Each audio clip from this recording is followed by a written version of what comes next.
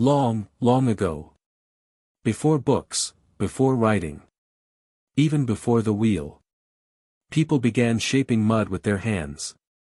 They found that when mud, mixed with just the right amount of water, it could be molded.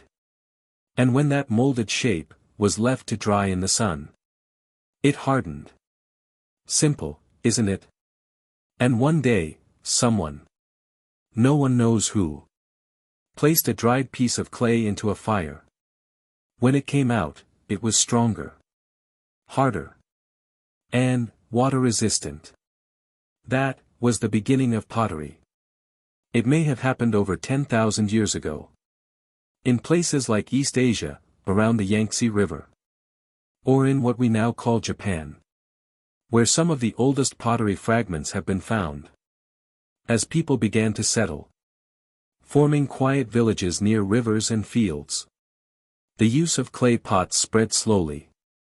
In Mesopotamia, where the Tigris and Euphrates rivers flowed, pots were used to store grain, water, and oil. They were plain at first, simple in shape. But over time, patterns appeared. Swirls, dots, delicate lines. Perhaps made with sticks, or woven fabric pressed into wet clay. In Egypt, potters crafted vessels for storing wine and honey. Long necks, wide bellies. Painted in soft red and black hues. In Greece, pottery became art. Large amphorae told stories in gentle brushstrokes. Of gods, heroes, and harvests. But even then, they still held oil, or olives, or grains. Useful, yet beautiful. That's the charm of clay pots. Let's slow down even more now. And imagine the process. A potter sits, maybe cross-legged, on the earth. Next to them, a lump of moist clay. They place it onto a flat stone, or a simple wheel. Their hands begin to move. Gently pressing, shaping, smoothing. Round and round. As the clay begins to rise. It takes patience. The kind of patience only quiet people in quiet villages had. Once shaped, the pot must dry. Not too fast. Or it will crack. And then, the fire. An open pit, or later, a clay kiln. The flames dance slowly.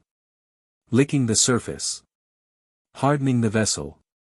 Making it last. A process so simple.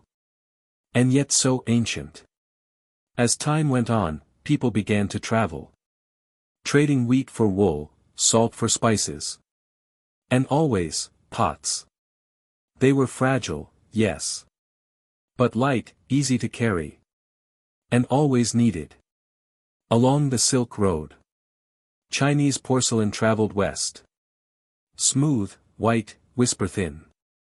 In return, the Middle East shared glazed pottery. Shimmering in green and blue. In Africa, clay pots carried water across hot lands.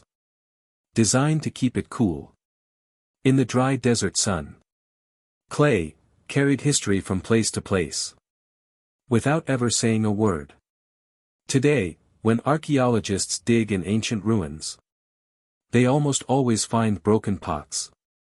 Shards, pieces, sometimes a full vessel. Why? Because they lasted. And they were everywhere. These pots tell us what people ate. What they stored. And even what they believed. Some pots had faces. Others had words scratched into them. Names, prayers, or simple marks. Quiet remnants, of lives once lived. All preserved in clay. And now, as we come to the end of our journey, the world has changed. But clay pots remain.